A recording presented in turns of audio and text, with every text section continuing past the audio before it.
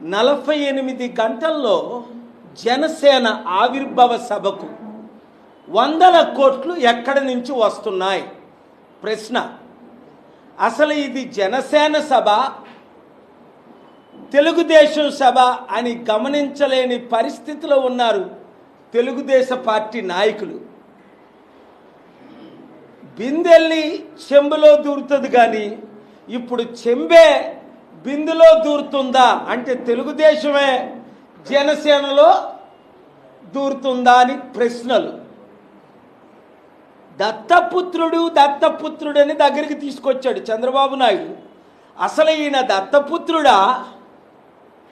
దత్తత చేసుకోకముందు ఒక పామే పుత్రుడిగా వచ్చాడా?